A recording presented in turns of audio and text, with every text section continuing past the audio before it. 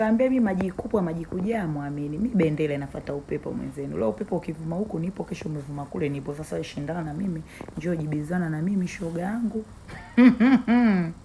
End of the day utaonekana wewe ndo nani. Aya, nani nyie nimeangalia hii video ya Faima. Hivi unajua Faima ana huruma Yaani Faima ana huruma. Ni vile tu watu wanamsema, unampenda Rayvanny, sijui unampenda sijui kitu gani unampenda sana. Sawa, mwache ampende sana, si mpenzi wake, akampende babako mzazi, akampende mjomba wako, babu yako. Mwache ni mpende mpenzi wake bwana, raha. Ukiona anampenda mpenzi wake na yeye ni kwamba mpenzi wake anampenda. Yaani haiwezekani hadi Faima tu ampende Rayvanny afu Rayvanny asimpende Faima. Ni kitu ambacho impossible. Yule mwanaume naye anampenda sana huyo mwanamke. Mnaelewa, na ndio maana wako wote. Nyinyi acheni mapenzi.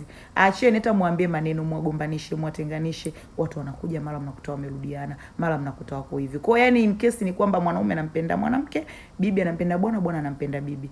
Ujue Faima ana huruma sana. Nimeangalia hii video ambayo huyu mtoto wake amemwadapt kwa kwake. Alikuwa anampeleka swini shule hapa jamani. Da. Ana huruma sana huyu binti. Yaani ana huruma Faima, ana huruma kinoma. Mpo.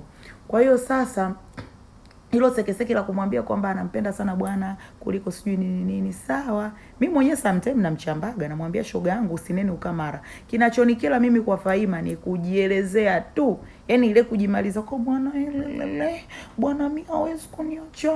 Bwana mimi ananipenda, hiyo tu shoga yangu. Lakini kwa kusema bwana hakupendi ni uongo. Bwana anakupenda na wewe unampenda bwana. Yaani mimi shoga yangu huyu tu ni vile kujieleza sana kwa Watanzania. Acha kujieleza, achana nao. Yaani acha waone tu vitendo kutoka kwa bwana, kutoka kwako, nyenye endelea nini kupendana, mapenzi yenu lelelele. Hivyo yani, sijui mnanielewa. Yaani hivyo. Lakini kwa huruma shoga yangu una huruma. Kwa moyo tu, hauna moyo peke yako dada.